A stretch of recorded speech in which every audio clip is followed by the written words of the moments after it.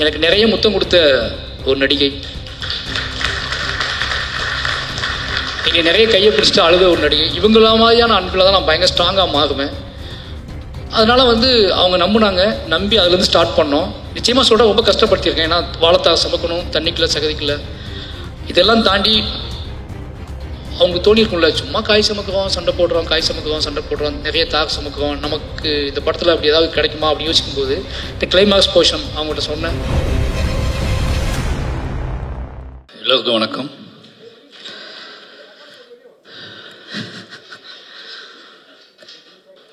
ரொம்ப நன்றி. முதல்ல பத்திரிகை நண்பர்களுக்கும் மீடியா அத்தனை நண்பர்களுக்கும் ரொம்ப நன்றி. ஏன்னா எனக்கு ரொம்ப ஆச்சரியமாக இருந்துச்சு. இந்த விழா நடந்ததுலேருந்து தொடங்கினதுலேருந்து எல்லாருமே வேக வேகமாக பேசிட்டு போயிட்டாங்க. அதுக்கு ஒரே ரீசன் என்ன அப்படின்னா, அந்த படத்தை பற்றி தமிழ் சமூகம் தேவையான அளவு அதிகமான அளவே பேசிட்டாங்க அப்படிங்கிற ஒரு நம்பிக்கையில் தான் அவ்வளோ பேருமே வேக வேகமாக பேசிட்டு போயிட்டாங்க. முதல்ல நான் நன்றி சொல்ல வேண்டியது என் சக தமிழ் சினிமா திரையுலகத்துக்கு தான் சொல்லணும். ஏன்னா அந்த வாழை படத்தை நான் படம் எடுத்து முடிச்சுட்டு இந்த படத்தை எப்படி ப்ரொமோட் பண்ண போகிறோம் அப்படி யோசிச்சுட்டு இருக்கும்போது, சரி ஓகே, முதல்ல நம்ம இண்டஸ்ட்ரி காட்டுவோம். நம்ம இண்டஸ்ட்ரி நம்மளை விரும்பக்கூடிய நல்ல படங்களை ஆதரிக்கக்கூடிய இயக்குநர்கள்ட்ட காட்டுவோம், முதல்ல நடிகர்கள்ட்ட காட்டுவோம், நண்பர்கள்ட்ட காட்டுவோம். அதுக்கப்புறம் இந்த படத்தை அவங்க என்னவா பார்க்குறாங்கன்னு முடிவு பண்ணிட்டு நம்ம வேலையை ஸ்டார்ட் பண்ணணும்னு நினச்சேன். மாரி செல்வராஜ் அப்படிங்கிற என் மேலே நம்பிக்கை வச்சு நான் அழைத்ததற்காக தமிழ் சினிமாவில் நான் யாரெல்லாம் அழைச்சனோ அத்தனை பேருமே இந்த படத்தை பார்த்தாங்க. இந்த படம் பார்த்தது மட்டும் இல்லாமல் எப்படியாவது இந்த தமிழ் சமூகத்தை இந்த படம் பார்க்க வச்சிடணும் அப்படிங்கிறதுல அவங்க ரொம்ப குறியாக இருந்தாங்க. அது உண்மையிலேயே எனக்கு நினச்சி பார்க்கவே முடியாத ஒரு பெரிய வெற்றி. நான் நினச்சதை விட என்னோட இண்டஸ்ட்ரியினோட சக இயக்குநர்களும் சக நடிகர்களும் என்னோட திரையுலகம் இந்த படத்தை கொண்டாடிய விதம் பெரிய நம்பிக்கை அளிச்சிருக்கு எனக்கு. இந்த வாழை படம் கொடுத்த மிகப்பெரிய வெற்றி அப்படின்னா, மாரி செல்வராஜ் அப்படிங்கிற ஒருத்தனை தமிழ் சினிமா எவ்வளோ நம்புது, அவனோட கதையை, அவனோட வேல்யூவை, அவனோட வாழ்க்கையை, அவனோட நிஜத்தை எவ்வளோ நம்புது அப்படிங்கிறத இந்த படத்தின் மூலமாக நான் தெரிஞ்சுக்கிட்டேன். இந்த படத்தை அத்தனை பேரும் அவங்க தான் கொண்டு போய் முதல்ல சேர்த்தாங்க. நிச்சயமாக அத்தனை ஒட்டுமொத்த திரையுலகத்துக்கும் நன்றி சொல்லிக்கிறேன். அதுக்கப்புறம் ஹாட் ஸ்டார் ரொம்ப சாதாரணமாக ஒரு நாள் எங்கேயோ ஃபங்க்ஷனில் பேசிகிட்டு இருக்கும்போது பிரதீப் சார்ட்ட நகன்ட்டையும் சும்மா பேசிகிட்டு இருக்கும்போது இப்படி ஒரு லைன் இருக்குது, நான் ஃபஸ்ட்டு பண்ண நினச்சேன், அதை இப்போ பண்ணலான்னு ஆசைப்பட்றேன் அப்படின்னு சொல்லி அப்படியே ஸ்டார்ட் பண்ணி அப்படியே ஆரம்பித்தது தான். வேறு எதுவுமே கேட்கல, மாரி செல்வராஜ் படம் பண்ணுறாரு அப்படின்னு விட்டாங்க. அன்னிலேருந்து இன்றைக்கி வரைக்கும் அவங்க முழு சப்போர்ட். இன்றைக்கி இந்த படம் மிகப்பெரிய வெற்றி அடைஞ்சது மட்டும் இல்லாமல் ஒரு பலமாக என் கூடவே இருக்கிறது இருக்குல்ல, முழுசாக ஒரு படைப்பாளியை நம்புறது இருக்குல்ல, எனக்கு கிடைச்ச எல்லா ப்ரொடியூசருமே அப்படிப்பட்ட ப்ரொடியூசர்ஸ் தான். நிச்சயமாக சொல்லணுன்னா வாழை இவ்வளோ நல்லா வந்ததுக்கு முதல் காரணமே நான் ஒர்க் பண்ண 4 ப்ரொடியூசர்ஸ். அது பரியம்பமலை ரஞ்சித் அண்ணா சுதந்திரம் கொடுத்தாரு. அதுக்கப்புறம் கர்ணனில் தானு சார் மிகப்பெரிய சுதந்திரத்தை கொடுத்தாரு. அதுக்கப்புறம் ரெட் ஜெயிண்ட், மாமன்னனில் எல்லாமே என்னோட படமாகவே வர்றதுக்கு காரணம் என்னோட தயாரிப்பாளர்களும் என்னோட நடிகர்களும் தான். அதுக்கப்புறம் வாழை, இதுக்கு ஒரு இதான். இந்த 4 படம் யோசிச்சு பார்த்தீங்கன்னா, மாரி செல்வராஜ்ங்க ஒருத்தன் தங்கு தடை இல்லாமல் மக்கள்கிட்ட போய் சேர்றதுக்கு மெயின் ரீசன் நான் என்னை சூஸ் பண்ண தயாரிப்பாளர்களும் என்னோட நடிகர்களும் கதாநாயகர்களும் என்னோட மொத்த டீமும் தான். நான் என்னோட 4 ப்ரொடியூசருக்கும் இந்த நேரத்தை நன்றி சொல்லிக்கிறேன். முக்கியமான விஷயம் 4 பேர் கூட நான் படம் பண்ணிட்டு இருக்கேன் அடுத்து. அதான் முக்கியமான விஷயம். ஏன்னா அவன் நம்புகிறாங்க என்னைய, நிச்சயமாக அந்த நம்பிக்கைக்கு உண்மையாக இருப்பேன்னு நம்புகிறேன். அதுக்கப்புறம் மாஸ்டர் சொல்லி ஆகணும், மறுபடியும் எல்லா என்ட்ரியிலும் சொல்லிட்டே இருக்கா, என்னை ஏன் சூஸ் பண்ணான்னு தெரிலன்ட்டு. எப்படி சொல்கிறது மாஸ்டர், கரெக்டாக உண்மையை சொல்லிடலாம் அப்படின்னா, மாஸ்டர்ஸ் ஆக்ஷன் ஃபைட் பண்ணுவார். என் படத்தில் நான் பெருசாக வேல்யூ கொடுக்க மாட்டேன் ஃபைட்டுக்கு. அந்த ஃபைட்டுக்குள்ளே சீன் வச்சுருப்பேன். அது அவர் ரொம்ப டிஸ்டர்பன் பண்ணும். அவர் ஏதாவது யோசிச்சா நான் அதை சீனாக மாற்றி கன்வெர்ட் பண்ணிவிடுவேன். எல்லா ஃபைட் சீக்வன்ஸையும் நான் சீனாக மாற்றுவேன். எனக்கு எமோஷ்னல் ட்ராமா முக்கியம்னு சொல்லுவேன். அதை ஒரு மாஸ்டர் புரிஞ்சுக்கிட்டு அதுக்கான ஸ்பேஸை கொடுத்துட்டே இருப்பார். அது இப்படியே போயிட்டே இருந்துச்சு. இப்படிலாம் ஃபைட் மாஸ்டர்ஸ் இருக்காங்களேன்னு போயிட்டே இருந்துச்சு. சும்மா அவர் தனியாக இருக்கும்போது என்ன சொல்கிறது, ஜாலியாக இருக்கும்போது குழந்தையாக மாறிடுவார். பயங்கர சமாளிக்கவே முடியாது. இவானை விட மோசமாகிடுவார், என் பையனோட மோசமாகிடுவார். அப்புறம் தான் அந்த ஆள்கிட்ட ஏதோ உண்மை இருக்குது, மாஸ்டர் கிடையாது, ஃபைட் மாஸ்டர் கிடையாது. ஒரு நாள் ஒன்று சொன்னார், நான் படம் எடுப்பேன், என் படத்தை சண்டையே இருக்காது, இது போதும் எனக்கு. ஒரு மாஸ்டர் நான் படம் எடுப்பேன், அதை சண்டையே இருக்கான்னு சொல்கிறாருல, அப்போ அந்த ஆளை நம்பலாம் அப்படின்னு முடிவு பண்ணிக்கிட்டேன். நம்மளுக்கு அப்புறம் தான் நான் வாழை காமிச்சேன். வாழை படம் பார்த்துட்டு அடுத்த செகண்டே வந்து ஒரு 1 hour எதுவுமே பேசலை, அப்படியே அமைதியாக இருந்தார். நான் வாங்கிக்கிறேன் அப்படின்னு, நானும் கூட சேர்ந்து பண்ணுறேன் அப்படின்னாரு. சரின்னு சொல்லிட்டு அன்றைக்கி ஸ்டார்ட் பண்ண நம்பிக்கை தான் இன்றைக்கி வரைக்கும். என்ன பண்ணுறீங்கன்னு எதுவுமே கேட்கல, ஆன் தி வேல போயிட்டே 2 பேத்துக்குள்ள அண்டர்ஸ்டாண்டிங் ட்ராவல் ஆகுது. நிச்சயமாக ஒரு நல்ல படம் மட்டும்தான் நமக்கு நிறைய நம்பிக்கைகளை, நிறைய நண்பர்களை ஏற்படுத்தி கொடுக்குது அப்படிங்கிற ஒரு பெரிய சந்தோஷம்.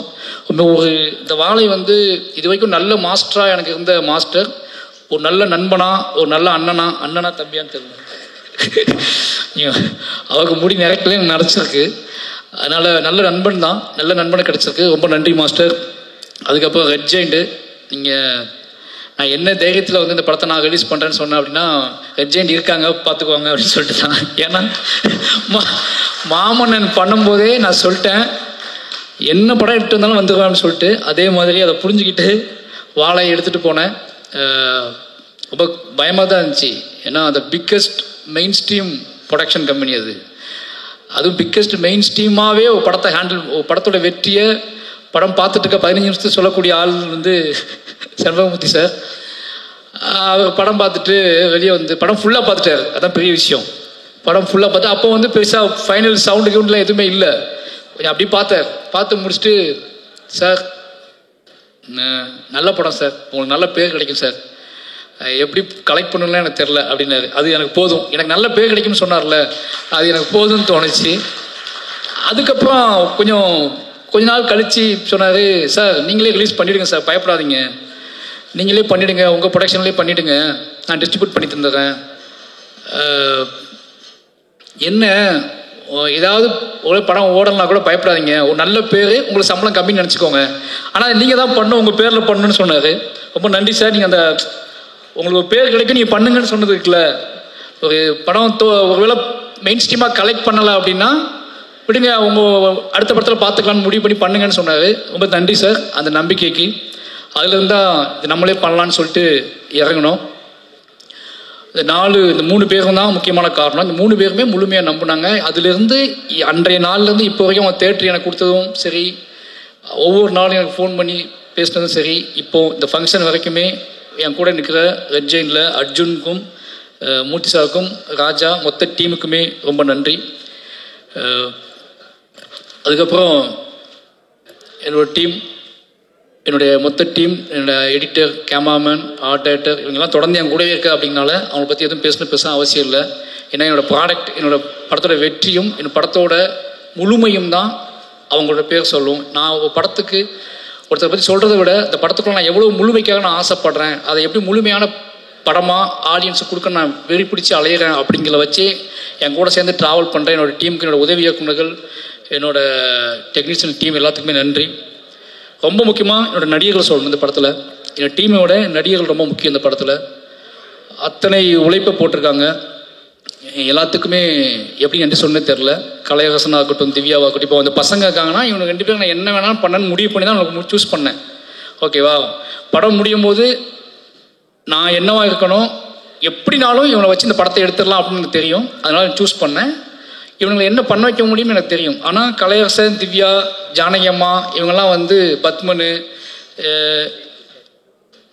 இவங்க எல்லாத்தையுமே வந்து எனக்கு எப்படி ஒத்துக்கிட்டாங்க, ஒரு சினிமா ஆர்வத்தில் ஒத்துக்கிட்டாங்க. அதுக்கப்புறம் ஃபுல்லாக தாங்குவாங்களா தாங்க மாட்டாங்களா ஒரு பயம் இருந்துச்சு. பட் அவங்களுக்கும் ஜெயிக்கணும், ஒரு நல்ல படத்தில் இருக்கணும், நம்ம அடையாளமாக மாறணும், சினிமாவில் நம்ம பேர் பதியப்படணும் அப்படிங்கிறது அவங்களுக்குள்ள இந்த தாகம் தான். கலையரசனாகட்டும், திவ்யாவாகட்டும், ஒரு சினிமாவை தாண்டி ஷூட் பண்ணும்போது படம் ரிலீஸ் ஆக வரைக்கும் அது சினிமானே தெரியாது. சினிமாவில் இப்போ எந்த ஒரு சினிமாவில் வந்து இப்படி சகதிக்குள்ளேயும் மண்ணுக்குள்ளேயும் சேருக்குள்ளேயும் போட்டு ஒரிஜினல் சுமையை தூக்கி வச்சு நடக்க வைப்பாங்க ஆர்டிஸ்ட்டுகளை. நிறைய அவங்கள துன்புறுத்தியிருக்கேன். நிறைய வந்து என்னோடய ஆர்டிஸ்ட்டுகளுக்கு எப்போ என்ன நடக்கும்னா, எனக்கு அவங்க சொல்லி புரிய வைக்க முடியாது எல்லா நேரத்துலையும். ஒரு படத்தோட வெற்றியில் நம்ம புரிய வச்சுக்கலாம்னு நினைப்பேன். ஒரு படத்தோட மக்களோட ஆதரவில், மக்கள் கொண்டாடுற விதத்தில் என்னோட நடிகர்களுக்கு என்னோட வேதனையோ என்னோட ஆசையோ எதையோ ஒன்று கடத்திடலாம்னு நினைப்பேன். அது என்னோட எல்லா படத்துலையுமே நடந்திருக்கு. என்னோட எல்லா படத்துலையுமே நடிகர்களோட எனக்கு முகன் வந்திருக்கு. ஆனால் என்னோட படத்தோட வெற்றியும் அதோட மக்கள் கொடுக்குற கொண்டாட்டமும் தான் அதை மாற்றிருக்கு. அது பெரியர் பெருமாள்லேருந்து இந்த படத்துக்கு நடந்திருக்கு. அப்புறம் நிக்கிலா விமலும் அப்படி தான். என்ன அப்படின்னா, ஒரு நடிகரை வந்து நம்ம வந்து அவங்க வேறு படத்துக்காக சூஸ் பண்ணது. நான் கர்ணனுக்கு பேசினது, அதுக்கப்புறம் மாமன்னன், அப்படியே பண்ணாமல் போய் வாழையில் போட்டு அவனுக்கு ஒரு சின்ன தயக்கம் இருந்துச்சு. ஏதோ சின்னதாக ஓடிடிக்கு ஏதோ படம் பண்ணுறா, நம்மளை போட்டு விட்டா போல அப்படின்னு சொல்லிட்டு டவுட் இருந்துச்சு. எனக்கு அதை சொல்லி புரிய வைக்க முடியல. இது சின்ன படம் இல்லை, இதுதான் என் வாழ்க்கையில் நான் எடுக்கணும்னு நினச்ச பெரிய படம்னு சொல்லி எனக்கு அவங்ககிட்ட சொல்லிட்டேன். ஒரு நாள் அவங்க நம்பி பண்ணாங்க. நிறைய என்ன சொல்கிறது, இந்த கதையை உள்வாங்கிக்கிட்டு ஓகே இது ஏதோ நடக்க போகுது இந்த படத்தின் மூலமாக நினச்சி நம்பி நிறைய பேர் கேட்டாங்க. இந்த இடத்த சொல்லணும்னு நினைக்கிறேன், ஏன் இந்த கிளைமாக்ஸில் டீச்சர் வந்துக்கலாமே என்கிட்ட கேட்டாங்க. மொத்த மீடியாவுமே என்கிட்ட கேட்டுச்சு. எல்லா படம் பார்த்துட்டு பிடிச்சவங்கலாம் டீச்சர் எங்கே போனாங்கன்னு கேட்டாங்க. டீச்சர் டேட் இல்லை எனக்கு, ஓகேவா? ஏன்னா அந்த ஷூட் எடுத்ததே, அந்த கடைசி பாட்டு நான் எடுத்ததே மொத்த படமும் ஷூட்டிங் முடித்து எடிட் பண்ணி லாக் பண்ணி 1.5 வருஷம் கழிச்சு தான் எடுத்தேன். 1 வருஷம் கழிச்சு தான் அந்த ஷூட்டிங் எடுத்தேன். 2 நாள் ஷூட்டிங்கு ஏதோ முழுமை அடையாமல் இருக்குது. இந்த மொத்த படத்தையும் பார்த்துட்டு வெளியே போகிறவன் என்ன கொண்டு போவான், அவனை நான் எப்படி அவனுக்குள்ள ஒரு இசையின் வழியாக அவனை செட்டில் பண்ணி அவனுக்குள்ள எமோஷனில் கடத்தி வீட்டுக்கு போகும்போது அவன் வந்து இது ஒரு பாடலாக எடுத்துகிட்டு போகணும், வெறுமனே அழுகை எடுத்துகிட்டு போயிடக்கூடாது. ஒரு படம் முடிஞ்சு வெளியே போகிறான்னா அவன் இதை கலையாக எடுத்துகிட்டு போகணும், ஒரு பாடலாக எடுத்துகிட்டு போகணும், முணுமுணுத்துக்கிட்டே போகணும்னு ஆசைப்பட்டு தான் அந்த பாடல் 1 வருஷம் சந்தோஷம் ரொம்ப லேட்டாக தான் சார் ஸ்டார்ட் பண்ணோம். இந்த படம்லாம் முடிஞ்சு இந்த பாட்டே இல்லை, பாதவத்தி சாங்கே இல்லை. ஒரு வருஷம் கழிச்சு தான் அந்த பாட்டை நான் முடிவு பண்ணுறேன். அதுக்கு அவசரமாக ஷூட் பண்ண பிளான் பண்ணோம். படம் ரிலீஸுக்கு அவங்க டேட் இல்லை. நான் அதை ஷூட் பண்ண முடிவு பண்ணும்போதே அந்த அம்மா மடியில் சிவனஞ்சான் படுத்துப்பான், அது டீச்சர் மடியில் தான் படுத்துக்கணும்னு நான் ஆசைப்பட்டு ஷார்ட் யோசிச்சிருந்தேன். ஒருவேளை அது நடந்திருந்தால் இன்றைக்கி நிறைய பேர் கேட்ட கேள்விகளுக்கும் மோசமான சில விஷயங்களுக்கெல்லாம் வந்து பதில் சொல்கிற மாதிரி இருந்திருக்கும். அந்த ஷார்ட் நான் எடுத்திருந்தோம்னா அது மிஸ் பண்ணிட்டேன். என் லைஃப்பில் ரொம்ப நான் வருத்தப்பட்டது வந்து அதுக்கு தான். என்னோடய ஆசிரியர் அந்த இடத்துல இல்லாமல் இருந்தாங்க, ஒரு நிஜ வாழ்க்கையில் இருந்தாங்க. நிஜ லைஃப்பில் நிஜ கதையில் என்ன அத்தனை ஆசிரியர்களுமே அத்தனை பிணங்களும் அத்தனை உடல்களும் அடக்கம் செய்யும் வரைக்கும் என்னோடய ஒட்டுமொத்த டீச்சரும் அந்த இறுதி நாள் அந்த வாழைத்தோப்புக்குள்ளே உட்காந்துருந்தாங்க. அவ்வளோ பேருமே அழுதுகிட்டு. என்னோடய அத்தனை ஆசிரியர்களுக்கு அந்த இடத்த நன்றி சொல்லிக்கிறேன். அது தவிர்க்க முடியாத காரணத்தினால அந்த இடத்துல நான் ஆசிரியர் வைக்க முடியல. ரொம்ப நன்றி. அதுக்கப்புறம் என்னோடய ஊர் மக்கள், ஒவ்வொரு படத்தையும் நான் சொல்லிகிட்டே இருக்கேன், நான் படம் பண்ணுறதே என் ஊருக்காக தான் பண்ணுறேன், என் ஊர் மக்களை அங்கேருந்து வெளியே கொண்டு வரது தான் பண்ணுறேன். அவங்க இன்றைக்கி என்னோட எல்லா மேடையிலையும் என் ஊர் மக்கள் கொண்டாடப்படுறதும் அவங்க எல்லா படத்துலையும் சீல்டு வாங்குறதை விட ஒரு சந்தோஷம் என்ன இருக்கு எனக்கு. இது ஒரு மிகப்பெரிய சந்தோஷம் எனக்கு. யோசிச்சுப்பாங்க, பெரியரும் பெருமாள் அங்கே தான் பண்ணேன், கர்ணன் அங்கே தான் பண்ணேன், மாமன்னன் அங்கே தான் பண்ணேன், வாழை அங்கே தான் பண்ணேன், இப்போ பண்ணிட்டு இருக்க பைசன் அங்கே தான் பண்ணிக்கிட்டு இருக்கேன். அவ்வளோ கதைகள் இருக்குது. ஏன்டா இவன் அங்கேயே போகிறான்னா அவ்வளோ கதைகள் இருக்குது. அந்த கதைகள் அவங்க எனக்காக சப்போர்ட் பண்ணுறாங்க. ரொம்ப சிம்பிள், ரொம்ப நாங்கள் பெருசாலாம் பிளான் பண்ணுறதில்ல. ரொம்ப எளிமையான உண்மை எங்ககிட்ட இருக்குது. அந்த எளிமையான உண்மையை கலையாக்குவதற்கு கஷ்டப்படுறேன். அந்த எளிமையான உண்மையை கொண்டு வைக்கிறேன். நான் எடுக்கிற வரைக்கும் ரொம்ப சிம்பிளாக தான் எடுப்பேன். ஒரு எளிமையான உண்மை தமிழ் சமூகத்தை எந்த அளவுக்கு டிஸ்டர்ப் பண்ணுது அப்படிங்கிறத நான் படம் இங்கிலீஷ் எனக்கு அப்போ தான் புரிஞ்சுக்கிறேன். அப்போ இங்கே வலியதை விட எளியவைகளுக்கு வந்து மிகப்பெரிய வேல்யூ இருக்குது அப்படிங்கிறத நான் வந்து ஒவ்வொரு படத்திலும் தான் புரிஞ்சுக்கிறேன். அப்படி எளிமையான கதைகளை எனக்கு கொடுத்துக்கிட்டே இருக்கக்கூடிய என்னோட ஒட்டுமொத்த மக்களுக்கும், என்னோட கிராம மக்களுக்கு, புளியங்குளம் மக்களுக்கும், பக்கத்தில் உள்ள கொங்காயக்குறிச்சி, கருங்குளம் எல்லா மக்களுக்குமே நன்றி சொல்லிக்கிறேன். என்னோட எல்லா படைப்பிலும் அவங்க இருப்பாங்க. அவங்க தான் நாங்கள் தான் அவங்க. அதனால் ஒட்டுமொத்த மக்களுக்கும் நன்றி சொல்லிக்கிறேன். அதுக்கப்புறம் என்னோட குடும்பம், என்னோட குடும்பத்தை பற்றி மிக முக்கியமாக சொல்லி ஆகணும். அதுக்கு முன்னாடி சந்தோஷ் நாராயணன் சார் ரொம்ப ஸ்பெஷல். எனக்கு இதயம் காமிக்கிற அளவுக்கு ஸ்பெஷல் ஒரு விஷயம் தான். என்ன அப்படின்னா, மாமன்னன் ரகுமான் சார்ட்ட போயிட்டேன்.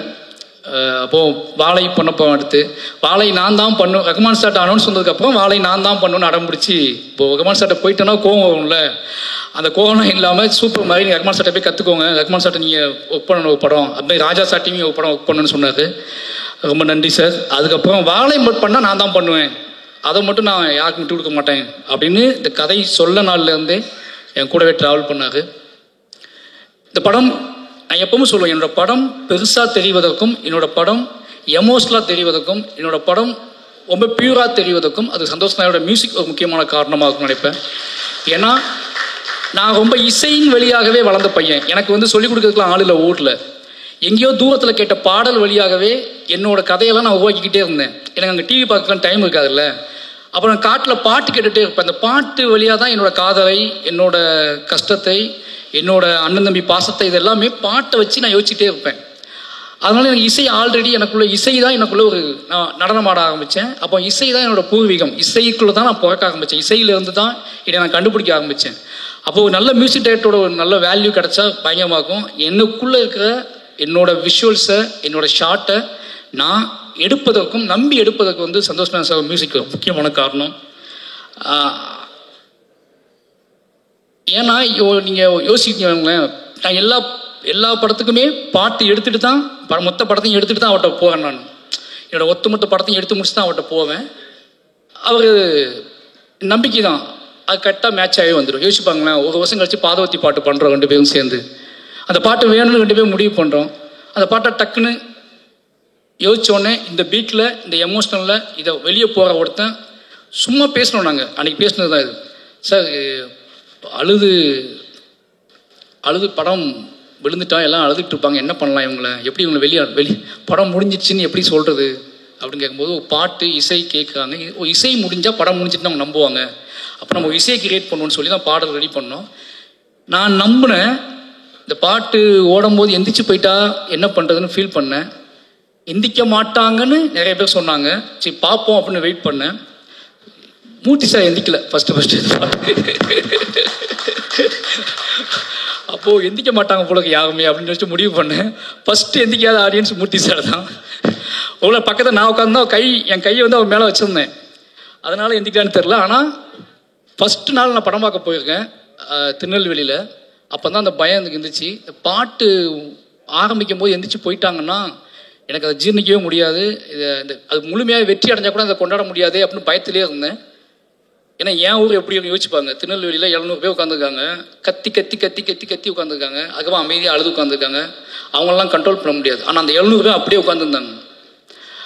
அன்னைக்கு தான் எனக்கு வந்து அப்போ நான் முடிவு பண்ணேன், இந்த மக்களுக்கு எவ்வளோ பிரச்சனை வந்தாலும் சரி, யார் என்ன சொன்னாலும் சரி, இந்த மக்களுக்கு நம்ம ஆர்ட் ஃபார்மை கொடுத்துக்கிட்டே இருக்கணும். என்னை என்ன சொன்னாலும் சரி, என்னை பற்றி என்ன பேசினாலும் சரி, என்னை பற்றி என்ன புரிதலை கிரியேட் பண்ணாலும் சரி, என்னை பாராட்டவும் முடியாமல் திட்டவும் முடியாமல் தவிச்சாலும் சரி, நான் என்னோட வேலைங்கிறது என் மக்களுக்கு கலையின் வழியாக யோசிச்சுப்பாங்களேன். என்னோட அம்மா அப்பாவை, என்னோட அண்ணன் தம்பியை, என் ஊர் மக்களோட கண்ணீரை 30 வருஷம் கழித்து கலையாக்குவதற்காக நான் வந்திருக்கேன். அதை கலையாக்குறேன் அப்படின்னா அது எதையும் நினச்சில்ல, எதையாவது என் மக்களுக்கு என்ன சொல்கிறது, இப்படியே வாழ்ந்து இப்படியே செத்து போகிறோம், இப்படியே சண்டை போடுறோம், இப்படியே வாழ்ந்துட்டுருக்கோம்னு இல்லாமல் நம்ம படுற எல்லாத்தையுமே ஒரு படைப்பாகவும் இத்தனை கோடி மக்களுக்கும் கடத்த முடியுங்க நம்பிக்கை கொடுக்கறது இருக்குல்ல, அது ரொம்ப எனக்கு அதுவே போதுமானது எனக்கு. அதனால் எனக்கு ஒட்டுமொத்த நம்பிக்கையும் கொடுக்கறது இந்த மாதிரியான மூமெண்ட்ஸ் தான். ஒரு சாதாரண யாரோ எங்கே இருக்க ஒருத்த வந்து என்னை கைப்பற்றி பேசுறது இருக்குல்ல, அது அதை விட என்னோட பெருமை. என்கிட்ட வந்து பெருமை இல்லைன்னு சொல்லுவாங்க. என்னோட பெருமையை காட்டட்டுமா? 2 பேர் தான் என்னோட பெருமை. புரியுதா? ஒருத்தன் ஆடும் பேச்சு, அதாவது நீ பெருமையை பேசிட்டா உன்ட என்ன பெருமையே இல்லையா, என்னால இப்படி காட்டிகிட்டே இருக்க, கூலியாக காட்டுற, தொழிலாளியாக காட்டுற. என் கதை, நான் கூலியாக தான் இருந்தேன், தொழிலாளியாக தான் இருந்தேன், சாப்பாட்டுக்கு வழி இல்லாமல் தான் இருந்தேன். திருப்பி நீ வந்து போன் 30 வருஷம் முன்னாடி உன் பாட்டம் முப்பாட்டம் வாழ்ந்தான், அவனை பற்றி எடுனா நான் ஏன் எடுக்கணும்? அவனை பற்றி எனக்கு அவனுக்கு என்ன பஞ்சாயத்து இருக்குது, என்ன பிரச்சனை இருக்குது? அவனை எடுத்து காட்டி எனக்கு என்ன ஆக போகுது? எனக்கு நான் தான் பெருமை. என்னோட கண்ணீரும் என்னோட கவலையும் நான் ஆட்பாம மாற்றினல, அதுதான் என்னோட பெருமை. எனக்கு அப்புறம் அதே ஊர்ல இருந்து 2 பேர்த்த கூட்டி வந்து இந்த மேடையில் நிப்பாட்டியிருக்கேன்ல, இதுதான் என்னோட பெருமை. ஓகேவா? இவன் 2 பேர்த்த உருவாக்குவான், இவன் நிச்சயமா 2 பேர்த்த உருவாக்குவான். இன்னும் இத்தியான மனிதர்கள் உலகளாவி போயிட்டே இருப்பானுங்க. இன்னைக்கு வந்து கனடாவில் இருந்து அமெரிக்காவில் வந்து பேசுகிற தமிழர்கள், அந்த பையன் கூட நீங்கள் எப்போவாது வெளிநாட்டுக்கு வந்தீங்கன்னா அந்த பசங்களை விட்டு வந்துடாதீங்க, கூட்டிட்டு வாங்கன்னு சொல்கிறாங்கல்ல, இதுதான் எங்களோட வெற்றியாக நாங்கள் பார்க்குறேன். எனக்கு என்ன அப்படின்னா, இது ஏன் இவ்வளோ சொல்கிறேன் அப்படின்னா, எனக்கு ரொம்ப முக்கியம் வந்து என்னை தொந்தரவு செய்வது. இப்போ வந்து நான் உள்ள என்ட்ரியான உடனே ஒருத்தர் பேமாட்டேங்குது, பிரபல நண்பர் தான் அவர் கேட்டார், எல்லாத்துக்கும் பதில் சொல்லுவீங்களான்னு கேட்டார். எல்லா படமும் வெற்றி அடையுது, ஓகேவா, மக்கள் கொண்டாடுறாங்க. முன்னாடி ஒரு 500 பேர் நின்று நிறைய கேள்விகளை உருவாக்குறாங்க. அந்த 500 பேரும் என்னை பின்வாங்க வைக்கலாம்னு நினைக்கிறாங்க. நிச்சயமாக சொல்கிறேன், நான் முட்டி மோதி நிறைய இலக்குகளை தாண்டி வந்திருக்கேன். என்கிட்ட விடாப்புடியான நான் சொல்லியே தீர வேண்டிய கதைகள் இருக்குது. நான் அத்தனை கதைகளையும் எப்படியாவது மூச்சு முட்டி சொல்லிட்டு தான் நான் போவேன். ஓகேவா? நான் போகலான்னு முடிவு பண்ணும்போது, நான் கிளம்பலான்னு முடிவு பண்ணும்போது நான் நிறைய பேர்த்த உருவாக்கியிருப்பேன். அவங்க சொல்ல ஆரம்பிப்பாங்க. இது மாற முடியாது. வாழையே சொல்லிட்டேன் அப்படிங்கிற ஒரு சந்தோஷம் எனக்கு. வாழை எங்களோட பெரிய உழைப்பு, எங்களோட பெரிய நம்பிக்கை. ஏன்னா எங்கள் அம்மா அப்பாவுக்கு இந்த நன்றி சொல்லி ஆகணும். அவங்க ஒன்று சொன்னாங்க என்கிட்ட, எங்கள் அம்மா அப்பா. எங்கள் அம்மா சொன்னாங்க, வாழை படம் எடுக்க போவேன்னு சொன்ன உடனே, சரி இந்த ஒரு படம் நீ சந்தோஷமாக இருக்கலாம்ல, இந்த படம் ரிலீஸ் ஆகும், இது நம்ம கதை, நம்மளோட வாழ்ந்த கதை, உன்னோட சொந்த கதை, உன்னோட அழுகையும் கண்ணீரும், இது யாருமே எந்த டிஸ்டர்ப் பண்ண மாட்டாங்கல்ல, பார்ப்பாங்க அப்படியே போயிடுவாங்கல்லன்னு நான் சொன்னேன் அவங்கக்கிட்ட. இல்லைம்மா, அப்படிலாம் போக மாட்டாங்க, எடுக்கிறது உன் பையன், என்ன வேணாலும் கண்டுபிடிப்பாங்க, என்ன வேணாலும் பேசுவாங்க. ஓகேவா? ஏன்னா நான் சாதாரண ஆள் இல்லைன்னா அவங்க நினைக்க ஆரம்பிச்சிட்டாங்க. ஓகேவா? ஆமாம், நான் அசாதாரணமான ஆள் தான். ஏன்னா 30 வருஷம் அந்த மண்ணுக்குள்ளேருந்து உயிரை பிடிச்சிக்கிட்டு ஓடி வந்திருக்கேன். 30 வருஷம் அங்கேருந்து ஓடி வந்து அதே வழியை திருப்பி கடத்துவதற்கு, திருப்பி கொண்டு வந்து சேர்ப்பதற்கு நான் அவ்வளோ மெனக்கிடுறேன். அதனால் நான் எல்லா வலிமையும் என் மக்கள்கிட்ட தான் எடுத்துகிட்டு வரேன்.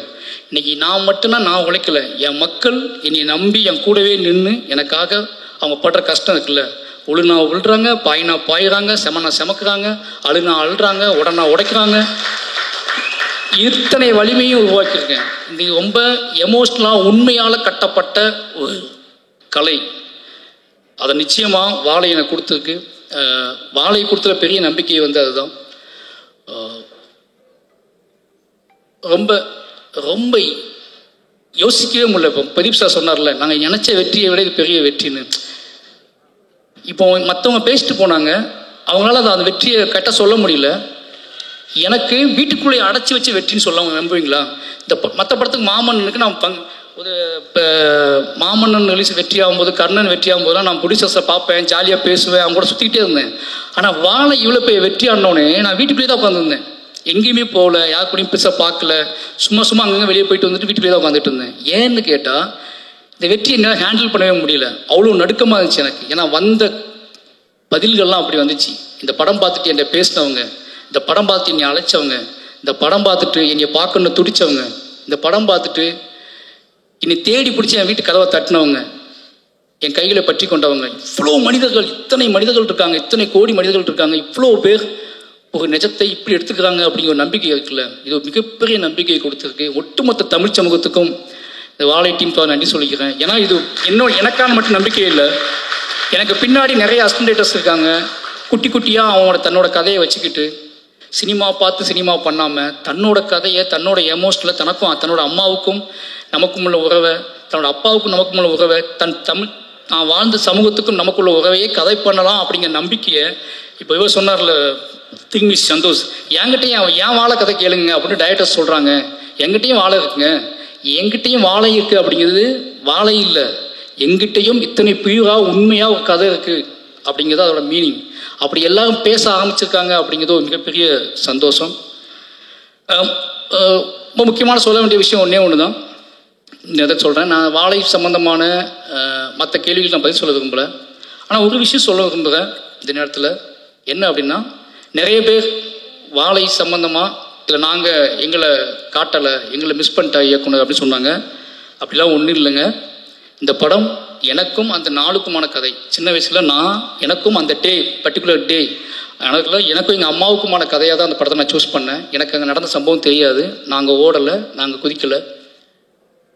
ஆனால் இந்த படத்தை பதிவு பண்ணது மூலமாக இஸ்லாமிய தோழர்கள் தான் இந்த மக்களை காப்பாற்றினாங்க, உண்மை வெளியே வந்திருக்குல்ல, அது எனக்கு போதுமானது. அந்த உண்மையை நான் இப்போ சொல்கிறேன். ஏன்னா அன்னைக்கு நடந்தப்போ இஸ்லாமிய தோழர்கள் காப்பாற்றினாங்க. ஜாதி மதம் எதுவும் இல்லாமல் பக்கத்தில் உள்ள பேரூர், பேட்மா நகரம், இது எல்லாமே நான் சொல்லக்கூடாது, இன்னைக்கு ஒட்டுமொத்த மக்களும் சொல்கிறாங்கல்ல, எனக்கு அது ஒரு பெரிய சந்தோஷம். ஏன்னா அந்த கதை என்னோடய முடிஞ்சு போயிடுச்சு. அது இன்னொரு கதை, காப்பாற்றியவர்களும் தப்பித்தவர்களும் சொல்லக்கூடிய கதை நம்ம என்னால் கேட்கவே முடியாது, உங்களால் கேட்கவே முடியாது. இதையே உங்களால் தாங்கிக்க முடியல. என்னோட எமோஷனில் மட்டுமே நான் கதையாக படம் பண்ணியிருக்கேன். எனக்கும் எங்கள் அம்மாவுக்குமான உறவை மட்டும் நான் படம் பண்ணியிருக்கேன். அதையே நீங்கள் உங்களால் தாங்க முடியாமல் அவ்வளோ வெடிச்சிட்டிங்க நீங்கள் எல்லாருமே. அந்த சம்பவம் நடக்கும்போது காப்பாற்றினவங்களும் தப்பித்தவர்களும் உசுறு துடிச்சுக்கிட்டு இருந்தவங்களும் அதை நான் கதையாக பண்ணேன் அப்படின்னா அது வேற. அப்படியே அந்த நாளில் 30 வருஷம் கழித்து ஒரு மேடை போட்டு அன்னைக்கு நன்றி சொன்னாங்களா என்னன்னு தெரியாது. 30 வருஷம் கழிச்சு இந்த மேடையில் என் ஊர் மக்களை வச்சுக்கிட்டே சொல்கிறேன், அன்றைக்கு எங்கள் மக்களை காப்பாற்றிய அத்தனை நண்பர்களுக்கும் நன்றி, அத்தனை இஸ்லாமிய நண்பர்களுக்கும் நன்றி, ஜாதி மதம் இல்லாமல் அத்தனை தமிழ் சமூக மக்களுக்கும் நன்றி. அந்த நன்றியையும் அதை சொல்வதற்காகத்தான் நாங்கள் கிளம்பி வந்தோம். அதை ஒரு படம் பண்ணியிருக்கேன். அந்த படத்தின் வழியாக இந்த படத்தோட வெற்றி தான் உங்களுக்கான நன்றி. இதை நான் பகிரங்கமாகவே சொல்கிறேன். அன்னைக்கு தப்பிச்சவங்களும் இந்த படத்தில் நடிச்சிருக்காங்க. அவங்க மூலமாகவும் உங்களுக்கு இந்த நன்றி சொல்லிக்கிறேன். கடைசியாக என்னோட மனைவி திவ்யா, ஒவ்வொரு கதை பண்ணும்போதும் இந்த படம் ரிலீஸ் ஆகும்போதும் இது என்ன மாதிரியான டிபேட் உருவாக்கும், யாரெல்லாம் என்னெல்லாம் பேசுவாங்க அப்படின்னு ஒரு பயம் அவங்களுக்கு இருந்துகிட்டே இருக்கும். அது என்னோட தனிமையெல்லாம் அவங்களுக்கு பயம் கொடுக்கும். என்ன யோசிக்கிறான், என்ன பண்ணுறான், இது எப்படி ஹேண்டில் பண்ண போகிறான் அப்படின்னு சொல்லி நான் சொல்லுவேன். நான் மக்களை நம்புகிறேன். மக்கள் ஒரு பெரும்பான்மையான மக்கள் சத்தத்தில் இந்த குட்டி குட்டியான விஷயங்கள்லாம் மறைஞ்சு போயிடும், நீ வெயிட் பண்ணுன்னு சொல்லுவேன். அப்படி ஒவ்வொரு படத்துலையும் நடக்கும். அதுக்கப்புறம் அவங்க புரிஞ்சுக்குவாங்க. இன்றைக்கி வரைக்கும் நான் எந்த கதை சூஸ் பண்ணாலும், எந்த மாதிரியான என்னோடய ஒர்க் ஸ்டைலை மாற்றிக்கிட்டாலும், நான் வீட்டுக்கு போனாலும் சரி, போகலனாலும் சரி, ராத்திரி பகலாக உழைச்சாலும் சரி, அதை புரிஞ்சுக்கிற ஒரு மனைவி கிடைக்கிறது பெரிய விஷயம். அப்படி இந்த படத்தோட ப்ரொடியூசராக அவங்க ஆகி என்ன சொல்கிறது, என்னைய ஃப்ரீயாக பேச விடுன்னு என்னை மேடையில் ஃப்ரீயாக பேச அனுமதின்னு சொன்னால் நான் இப்போ தான் பேசுவேன்னு சொல்கிறேன். வந்து நன்றின்னு சொல்லிட்டு போயிட்டாங்க. நிறைய பேசுவேன்னு நினச்சேன், உன்னைய பேசலை. ஏன்னா அவங்க அவ்வளோ இந்த வெற்றியில், என்னோட வெற்றியில் அவங்களுக்கு முக்கியமான ஒரு பங்கு இருக்குது. ஏன்னா அது சாதாரண விஷயம் இல்லை. என்னால் அது எப்படி சொல்கிறேன்னு தெரியல எனக்கு. ஒரு கலைஞனுக்கு தான் கூட வாழ்கிறவங்க, தன்னை காதலிக்கிறவங்க கொடுக்குற சுதந்திரம் இருக்குல்ல, அது ரொம்ப அலாதியானது. இந்த ஒட்டுமொத்த மாரி செல்வராஜ் அப்படிங்கிற ஒட்டுமொத்த வெற்றியோட வேறு எங்கே இருக்குன்னா அது என் மனைவிக்கிட்ட தான் இருக்குது. அவங்களுக்கு இடத்துல ரொம்ப நன்றி சொல்லிக்கிறேன். அதுக்கப்புறம் என்னோடய குடும்பம், முக்கியமாக என்னோட மனைவியோட அம்மா மங்கேக்கரசி, அவங்க டீச்சர். அதுக்கப்புறம் தங்கச்சி சொர்ணா. ஏன் சொல்கிறேன் அப்படின்னா, நாங்கள் 4 பேர் ஒரே வீட்டில் தான் வாழ்கிறோம். ஒருத்தனை புரிஞ்சிக்கிறது இருக்குல்ல, ஒரு படைப்பாளனை பக்கத்துலேருந்து பார்த்து புரிஞ்சிக்கிறது இருக்குல்ல, அது ரொம்ப முக்கியமான விஷயம். நான் இவ்வளோ கட்டற்று என் வேலையை பார்ப்பதற்கு அவங்க முக்கியமான காரணமாக்குவாங்க. அவங்களுக்கு அதுக்கு நன்றி சொல்லிக்கிறேன். ஏன்னா அவங்க சொல்லுவாங்க, திவ்யா மாரியை டிஸ்டர்ப் பண்ணாத, மாரியை வேலை பார்க்குறான், அவனை டிஸ்டர்ப் பண்ணாதன்னு சொல்லுவாங்க. அந்த ஒட்டுமொத்த குடும்பமே என் மேலே வச்சுக்க நம்பிக்கையும். ஏன்னா எங்கள் ஒரு யாருன்னோ தெரியாத ஒரு பையன் காதலிச்சு கல்யாணம் பண்ணி உள்ள வரான். அந்த காதலை நிரூபிப்பதற்காக நான் வேலை செய்ய ஆரம்பிக்கிறேன். அந்த காதல் வந்து ஒரு மகத்தான இடத்தை அடைவது அப்படிங்கிறது இந்த மேடையில் தான் அடையுது. ஏன்னா ஒரு காதலை நிரூபிப்புங்க சாதாரண விஷயம் கிடையாது. நீங்கள் வாழ்நாள் ஃபுல்லாக நிரூபிச்சுட்டே இருக்கணும். நம்ம தமிழ் சமூகத்தில் ஒரு பெண்ணின் மீதான காதலை நிரூபிப்பது வந்து ரொம்ப சாதாரண விஷயம் கிடையாது. என்ன சொல்கிறது, அவ்வளோ கஷ்டமான விஷயம். அப்படி என் காதலை நிரூபிப்பதற்காகவே தொடர்ந்து என்னை இயங்க விடுற என்னோட ஒட்டுமொத்த குடும்பத்துக்கும் ரொம்ப நன்றி. இப்போ எங்கள் அண்ணன், என் ஃபேமிலி எல்லாத்துக்குமே நன்றி. ஏன்னா நான் ரொம்ப நேரம் பேசுறதுக்கான காரணம் என்ன அப்படின்னு, ரொம்ப நேரம் பேசக்கூடாதுன்னு நினச்சி தான் வந்தேன். ஆனால் ஒவ்வொருத்தர் முகமாக வர ஒரு நான் லீனியரில் எனக்கு போய்கிட்டே இருக்குது. திடீர்னு ஒருத்தர் முகம் கிராஸ் ஆகுது, திடீர்னு ஒருத்தர் வராது, ஒரு கேள்வி வருது, ஒரு ட்விட்டரில் ஒரு ஃபேஸ் வருது, அப்போ என் ஃபேமிலி தெரியுதாங்க, என் குழந்தை தெரியுது. பட் எல்லாத்துக்குமே நன்றி. ரொம்ப முக்கியமான விஷயம் என்னென்னா, மாரி செல்வராஜ் அப்படிங்கிற ஒருத்தனை முழுமையாக நம்பலாம் அப்படிங்கிற இடத்துக்கு தமிழ் சமூகம் வந்திருக்குல்ல, இதுதான் என்னோட பெரிய வெற்றியாக நான் பார்க்குறேன். ஏன்னா ஒருவேளை இந்த படத்திலையும் நிறைய பிரச்சனைகள் இருக்குது அப்படின்னு சொல்லக்கூடியவங்க நான் சொல்கிறேன், எஸ் எனக்கு அவங்க வேணும். ஏன்னா அவங்களையும் கைப்பற்றுறது தான் என்னோட நோக்கம். அவங்களையும் கைப்பற்றுறதுக்கான படங்களை எடுக்க ட்ரை பண்ணுவேன். ஏன்னா இங்கே கலையால் சாத்தியம் இல்லாத எதுவுமே கிடையாது. இன்னைக்கு இல்லைனாலும் என்னைக்காவது அத்தனை மக்களையும் நான் வென்றே தீர்வேன் அப்படிங்கிற நம்பிக்கை எனக்கு இருக்குது. ஏன்னா அவ்வளோ வேலைகள் இருக்குது, அவ்வளோ படங்கள் இருக்குது. நிச்சயமாக நான் என் மீதான பார்வை மாறும். என்னை பற்றி யோசிக்கிறதுக்கு கொஞ்சம், என்னை பற்றி பேசுறதுக்கு முன்னாடி ஒரு யோசனை வரும். மாரி செல்வராஜ் அவன் யாருன்னு தெரிஞ்சுக்கிறதுக்காக எடுக்கப்பட்ட படம் தான் வாழை. இதுலேயும் அவங்களுக்கு குழப்பம் இருக்குன்னா திருப்பி நான் எடுப்பேன். திருப்பி எடுத்து நிரூபிக்க ட்ரை பண்ணிகிட்டே இருப்பேன். வாழை 2 வரதுக்கும் வாய்ப்பு இருக்குது. வாய்ப்புங்களா சார்? தூங்கிட்டாருன்னு நினைக்கிறேன். ஏன்னா அதான் சொல்ல வேண்டிய கதை நிறைய இருக்குது. சும்மா வாழை 2 வரும். வாழை நான் வந்து அது சிவனஞ்சான வச்சே எடுப்பேன், பொன்வேல் வச்சே எடுப்பேன். ஏன்னு கேட்டிங்கன்னா, இதுக்கு பின்னாடி ஒரு கதை இருக்குல்ல, அது உங்களை இன்னும் பயங்கரமாக என்னை புரிஞ்சுக்கிறதுக்கு வழிவகுக்கும். ரொம்ப நன்றி. மறுபடியும் சொல்கிறேன், என்னோட மீடியா நண்பர்களுக்கு ரொம்ப நன்றி சொல்லி ஆகணும். ஏன்னா தொடர்ந்து அவங்க ஏதோ வகையில், எனக்கு தெரியும் இன்றைக்கி மீடியாங்கிறது, பத்திரிகைங்க அப்படிங்கிறது எவ்வளோ பெரிய பயத்தை ஏற்படுத்தியிருக்கு ஒவ்வொரு நடிகருக்கும், ஒவ்வொரு கலைஞர்களுக்கும். ஒவ்வொரு பேசும்போது, மேடையில் பேசும்போது, உங்களுக்கு விஷயம் தெரியுமா, முன்னாடிலாம் சென்சார் மண்டையில் ஓடிக்கிட்டே இருக்குது. நம்ம என்ன வார்த்தை யூஸ் பண்ணுறோம், நம்ம தப்பாக எதுவும் பேசக்கூடாது, இப்போ நான் பேசின எந்த வார்த்தையே இத்தனை கேமராவும் டைட்டிலாக போட போகிறாங்க அப்படிங்கிற விஷயம் வரைக்கும் மண்டையில் ஓடுது. ஓகேங்களா? நான் ஒன்று சொல்கிறேன், அதுதான் அந்த பயம் ரொம்ப முக்கியமானது தான். நம்மளை ஒட்டுமொத்த மக்கள்கிட்ட கொண்டு போய் சேர்த்துக்குவாங்க. நீ தப்பாக பேசினாலும் சரி, சரியாக பேசினாலும் சரி, மக்கள்கிட்ட கொண்டு சேர்த்துருவாங்க அப்படிங்கிற பயம் இருக்குல்ல, அது ரொம்ப முக்கியமானது. இத்தனையும் தாண்டி பரியர் பெருமாள் எப்படி ஃபஸ்ட்டு ஷோ ப்ரெஸ் ஷோ முடிஞ்சு வெளியே வரும்போது நீ கட்டி அணைச்சாங்களோ, அதே மாதிரி வாழை முடிஞ்சு வெளியே வரும்போது அவங்க கட்டி அணைச்சி அன்னைக்கு தெரிஞ்சு எனக்கு நாம் மறுபடியும் ஒரு இன்னும் வேகமாக ஓடுவதற்கான ஒரு நாளாவது நாள் அமைஞ்சிடுச்சு. அதனால் மீடியா நண்பர்களுக்கும் நன்றி. கடைசியாக என்னை உருவாக்கிய என்னுடைய இயக்குனர் ராம் சார், ஏன்னா இது அத்தனைக்கும் அவர் ஒரு பொறுப்பு. ஒரு மனுஷனை, ஒரு பையனை அப்படியே அடியிலேருந்து பிடிங்கி எடுத்துகிட்டு வந்து அவனாவே வளர விடுறது இருக்குல்ல, அது ரொம்ப அசாதாரணமானது. எல்லாம் என்கிட்ட கேட்பாங்க, உங்கள் இயக்குனர் அவங்க வேறு ஸ்டைலில் படம் எடுக்கிறாங்க, நீ வேறு ஸ்டைலில் படம் எடுக்கிறீங்கன்னு கேட்பாங்க. அவர் என்னைய தத்துவங்களை எனக்கு போதிச்சு, அந்த தத்துவத்தின் வழி உன் வாழ்க்கையை நீ படம் பண்ணுறா அப்படின்னு சொல்லி கொடுத்ததுக்குல அது ரொம்ப முக்கியமானது. இல்லைனா நான் என்ன பண்ணிப்பேன்னு எனக்கு தெரியாது. இத்தனை படங்கள் காத்திரமாக ஆகிறதுக்கு காரணம் என்னோடய இயக்குனர் தான். அதுக்கு பிறகு ரஞ்சித் அண்ணன், இவங்க 2 பேரும் என்னோடய வாழ்க்கையில் முக்கியமான ஆட்கள். ரீசன் ஒன்லி எனக்கு இவங்க சுதந்திரத்தை போதிக்கக்கூடிய ஆட்களாக இருக்காங்க. ஏன்னா நீ பண்ணுறா இவ்வளோதான் அவங்க சொல்கிற வார்த்தை. இந்த 2 பேத்துக்கும் என்றைக்குமே என்னோட மேடையிலும் என்னோட படைப்புகள்லையும் அத்தனையிலுமே இவங்களுக்கு முக்கியமான பங்கு இருக்கும். கடைசி என்னோட டீம் அசிஸ்டன்ட் டைரக்டர்ஸ், அதுக்கப்புறம் லிரிக்கிஸ்ட் யுகபாரதி அண்ணன், விவேக், இவங்க 2 பேருக்கும் ரொம்ப நன்றி. ஏன்னா இந்த பாடல்களை மிகச்சிறப்பாக அவங்க எழுதி கொடுத்தாங்க, அவங்களுக்கு தெரியும். இனி நேசித்து அவங்க எழுதுவாங்க, அவங்களுக்கு இந்த நேரத்தில் நன்றி. கடைசி என்னுடைய உதவி இயக்குநர்கள் பற்றி சொல்லணும் அப்படின்னா ரொம்ப முக்கியமான விஷயம். நிறைய பேர் வருவாங்க, போவாங்க, போயிட்டே இருப்பாங்க. நான் ஒன்றே தான் சொல்லுவேன். ஏன்னா நான் ரொம்ப பிரச்சனை என்ன தெரியுமா, நான் எங்கள் டைரக்டர்கிட்ட ரொம்ப எமோஷ்னலாக வளர்ந்த ஒரு பையன். இதுக்கப்புறம் அசிஸ்டன்ட் டைரக்டர்ஸ்க்கு அந்த எமோஷனல் வருமானம் எனக்கு தெரியாது. ஆனால் நான் எங்கள் டைரக்டரோட 15 வருஷம் அது ஒரு தாய்மகன் உறவுலேயே இருந்தது. நிறைய சண்டை போட்டுக்குவோம், ஆனால் எனக்கு அவரு தான் அப்படிங்கிற நம்பிக்கை எனக்கு இருந்துச்சு, அவருக்கு இவன் தான் அப்படிங்கிற நம்பிக்கை அவருக்கு இருந்துச்சு. ஆனால் சண்டை போட்டுகிட்டே இருப்போம், பேசுவோம், பேசாமல் இருப்போம். ஆனால் என்னோட அடையாளம் அவர் தான் அப்படிங்கிறத நான் உறுதியாக நம்பினேன். அதுக்கு உண்மையாக அந்த அப்படியே வளர்ந்த பையன் அப்படிங்கிறனால என்னோடய உதவிக்கிட்ட கொஞ்சம் நான் அதிகமாக எதிர்பார்ப்பேன். அந்த உழைப்பை அவங்களும் போடுவாங்க. அப்படி என்னோட தொடர்ந்து எல்லா படத்துலையும் போட்டுட்ருக்காங்க. நிச்சயமாக அவங்களையும் ஒரு முக்கியமான இடத்துக்கு நான் கூட்டிகிட்டு போவேன் அப்படின்னு நம்புவேன். இந்த நேரத்தில் உங்களோட யாரையாவது விட்டுருந்தா மன்னிச்சுக்கோங்க. உங்களோட அத்தனை பேர் உழைப்புக்கும் நன்றி, நண்பர்களுக்கும் நன்றி. எல்லாருமே வாழை ஆரம்பித்த நாள்லேருந்து வாழை ஜெயிச்சே ஆகணும்னு நம்பினாங்க, வாழையை முக்கியமான படமாக்கும் நம்பினாங்க. அத்தனை மாரி செல்வராஜ் மீது அத்தனை நம்பிக்கை வைத்த அத்தனை நம்பி என்னோட நடிகர்களுக்கு மறுபடியும் நன்றி சொல்கிறேன். முக்கியமாக ஜானகி அம்மா நான் சொல்லி ஆகணும். கெட்ட ஞாபகம் வந்துடுச்சு எனக்கு, சாரிம்மா. என்னன்னா ஒரு முக்கியமான விஷயம், ஜானகி அம்மா அந்த படத்தை முதல்ல நடிக்கல. 10 நாள் 5 நாள் ஷூட் பண்ணிட்டு அம்மா கேரக்டர் வச்சு வேற ஒரு நடிகர் நடித்தாங்க. எனக்கு என்ன பண்ணே தெரில, எங்கள் அம்மா கண்ணுக்கே வரல. என்னடா நடக்குது இப்படி ஷூட்டிங் ஸ்பாட் நடந்ததே கிடையாது. எனக்கு பைத்தியம் பிடிச்ச மாதிரி ஆகிட்டேன். நான் 4 நாள் ஃபுட்டேஜ் எடுத்தாச்சு, ஓன் ப்ரொடக்ஷனுக்காக. என்னடா மற்ற ப்ரொடக்ஷன்லாம் ஒழுங்காக வேலை பார்த்தோம்,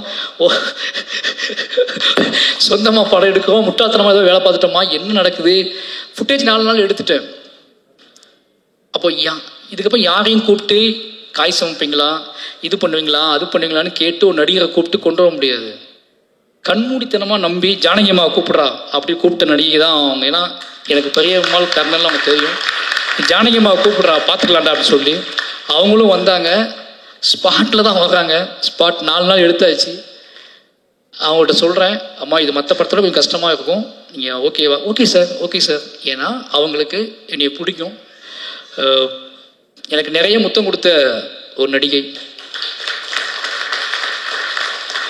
என்னை நிறைய கையை பிடிச்சிட்டு அழுத ஒரு நடிகை. இவங்கள மாதிரியான அன்பில் தான் நான் பயங்கர ஸ்ட்ராங்காக மாறுவேன். அதனால் அவங்க நம்பினாங்க, நம்பி அதுலேருந்து ஸ்டார்ட் பண்ணோம். நிச்சயமாக சொல்கிற ரொம்ப கஷ்டப்படுத்தியிருக்கேன். ஏன்னா வாழைத்தார் சமைக்கணும், தண்ணிக்குள்ள சகதிக்குள்ள, இதெல்லாம் தாண்டி அவங்களுக்கு தோணியிருக்கும்ல, சும்மா காய் சமைக்கிறோம் சண்டை போடுறோம், காய் சமைக்கிறோம் சண்டை போடுறோம், நிறைய தார் சமைக்கிறோம், நமக்கு இந்த படத்தில் அப்படி ஏதாவது கிடைக்குமா அப்படின்னு யோசிக்கும்போது இந்த கிளைமாக்ஸ் போர்ஷன் அவங்ககிட்ட சொன்னேன், அம்மா இதுதான் நீங்கள் தான் இந்த படம், இனிமேல் இந்த படத்தை உங்கள் கையில் கொடுக்குறேன் அப்படின்னு சொல்லி. நிச்சயமாக அவங்க என்ன சொல்கிறது, எங்கள் அம்மா அழும்போது நான் ஓடிட்டேன்ல நிஜ வாழ்க்கையில். இப்போ நான் எப்படி அழுவாங்கன்னு பார்க்கணும், உட்காந்து ஷார்ட்டில் கேமரா வச்சு பார்த்துட்ருக்கேன். அப்போ நான் எவ்வளோ சொல்ல முடியுமோ சொல்லிட்டேன். என்னென்னமோ ஒரு சினிமா ஒரு டைரக்டராக ஒரு ஆர்டிஸ்ட்டுக்கு என்ன கடத்த முடியுமோ அதை நான் கடத்திட்டேன். பட் என்ன ஆனாலும் அவங்களுக்குள்ளே ஒன்று வெடிச்சாதான் அது நடக்கும். ஒரு இயக்குனரால் என்ன பண்ண முடியும், ஒரு இயக்குனரால் இப்படி பண்ண முடியும், அப்படி பண்ண முடியும், உளுந்து புரண்டு என்ன பண்ணாலும் ஒரு வெடி அவங்களுக்குள்ள வெடிக்கலைன்னா அது நடக்காது. என்னன்னாலும் பிளாஸ்டிக்காக தான் இருக்கும். அப்போ அந்த வெடியை வெடிக்க வைக்கிறதுக்காக நான் அவங்க கூட பேசிக்கிட்டே இருந்தேன், முரண்பட்டேன். அவங்க கூட நான் வந்து காத்தியமாக வச்சுக்கிட்டேன். ஏன்னா எனக்கும் எங்கள் அம்மாவுக்கும் ஒரு சண்டை நடக்குது. எனக்கும் எங்கள் அம்மாவுக்குமான முரண். எங்கள் அம்மாவை தவறாகவே புரிந்து கொண்ட ஒரு நாள். எங்கள் அம்மாவை இவங்க இத்தமாதிரி ஒரு தாய் கிடையாது உலகத்தில், இவங்களுக்கு பிள்ளையா பிறந்துட்டோமே நினைச்ச ஒரு நாள் அது. அதனால அந்த காத்திரமான சிந்தனையை வச்சுக்கிட்டு தான் இவங்க ஹேண்டில் பண்ண அன்னைக்கு ஃபுல்லாகவே. அதை அவங்களை ஹர்ட் பண்ணிடும்போது பயம் இருந்துச்சு. ஏன்னா ஆர்டிஸ்ட்னா ஒரு டைரக்டர் இவ்வளோ இதாக ரூடாக ஹேண்டில் பண்ணுறேன்னு நினச்சக்கூடாதுல்ல. ஆனால் அன்றைய நாள் அப்படி நடந்துக்கிட்டேன் அந்த வெடிக்க வைக்கிறதுக்காக. அது வெடிச்சிச்சு. அவங்க எப்படி சொல்கிறது, இந்த ஒரு நாள் மட்டும் தான் எங்கள் அம்மாவோட அழுகை நான் பார்த்தல என் வாழ்க்கையில். அந்த எங்கள் அம்மா எப்படி அழுதுருப்பாங்க அப்படிங்கிறத என்னை பார்க்க வச்சு வெக்கி தலைகுனிய வச்சாங்க. நான் தலையை குனிஞ்சுக்கிட்டேன். ஏன்னா நான் பார்த்ததே இல்லை எங்கள் அம்மா. அன்றைய நாள் எங்கள் அம்மா எப்படி அழுதாங்க நான் பார்த்ததே இல்லை.